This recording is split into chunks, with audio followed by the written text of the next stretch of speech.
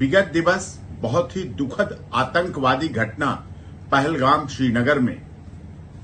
पाकिस्तान के द्वारा साजिश और षड्यंत्र के तहत हमारे निर्दोष निहत्थे जो सैलानी टूरिस्ट गए हुए थे, घूमने गए हुए थे, हनीमून मनाने गए हुए थे, कश्मीर की अर्थव्यवस्था को मजबूत करने गए थे और वहां पर दुखद घटना हुई जिस संबंध में सीमा अपनी बेटी और खुद बीमार होने की वजह से अस्पताल में होने के बावजूद बहुत दुखी हुई, बहुत परेशान हुई, क्योंकि सीमा पाकिस्तान से सनातन धर्म ग्रहण करके नेपाल पहुंची थी। नेपाल में सचिन मीना के साथ विवाह करके भारत आई, भारत में भी शादी हुई और शादी के बाद पिछले माह उसने भारत में एक बेटी को जन्म दिया है। और भारत सरकार ने इस संबंध में जो निर्णय लिया है, सार्क वीजा टूर के संबंध में, जो बहुत अच्छा निर्णय है, आतंकवाद खिलाफ निर्णय है, लेकिन सीमा के मामले में सीमा के सारे डॉक्यूमेंट्स माननीय गृह मंत्रालय, भारत सरकार और एटीएस के पास जमा है।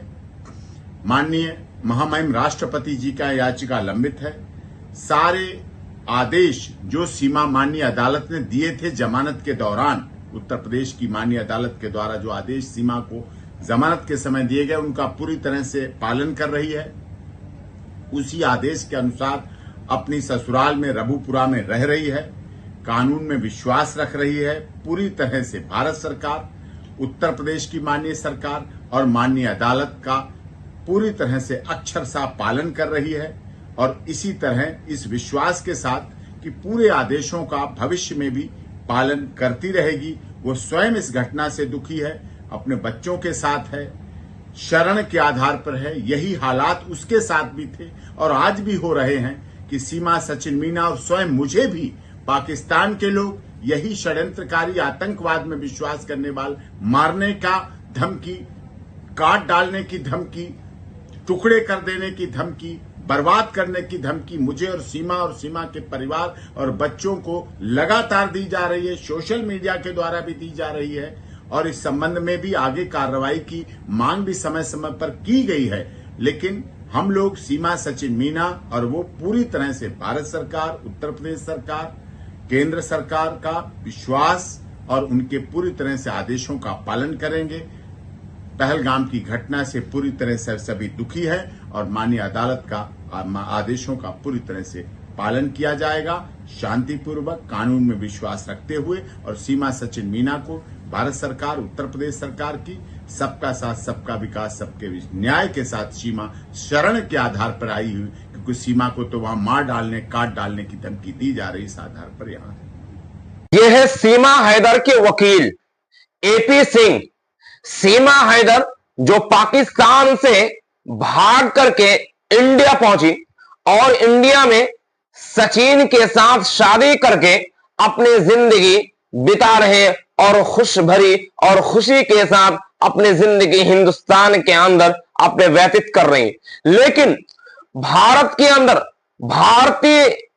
हिस्सों के कश्मीर के अंदर जो दुखद घटना हुई जिसमें 28 लोगों की जान चली गई, इस दुखद घटना के बाद केंद्र सरकार ने जो फैसले लिए हैं उस फैसलों में एक ये भी लिया गया है कि पाकिस्तान से जो भी वीजाओं के साथ भारत के अंदर प्रवेश किए हैं, भारत के अंदर दाखिल हुए हैं, उन्हें 2 दिनों के अल्टीमेटम देकर के उन्हें पाकिस्तान जाने के लिए बता दिया गया है।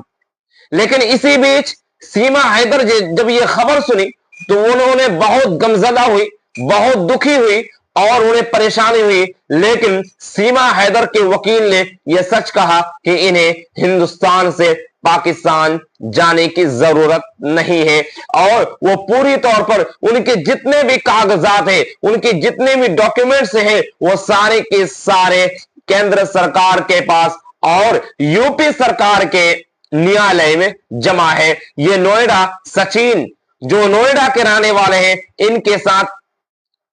सीमा हैदर जो अभी रह रही है, जिनके पास एक बच्चे भी है, जो 4 बच्चों के साथ भारत आए थे, उनके पास सचिन का खुद का एक बच्चा है जो अपने बच्चों के साथ उत्तर प्रदेश के नोएडा में रहते हैं। इन्हें पाकिस्तान जाने की अब जरूरत नहीं है। लेकिन अन्य लोग जो भारत से जो पाकिस्तान से भारत के अंदर प्रवेश किए हैं और उस प्रवेश में उन्हें जो अल्टीमेटम दिया गया है कि 2 दिनों के अंदर अब वो पाकिस्तान लौट जाए, सभी लोग लौट रहे हैं। कुछ लोग अपनी कहानी मीडिया के सामने रख रहे हैं, लेकिन सीमा हैदर को जाने की जरूरत नहीं है। यह खुद सीमा हैदर के वकील एपी सिंह ने खुद बताया मीडिया के सामने आकर के।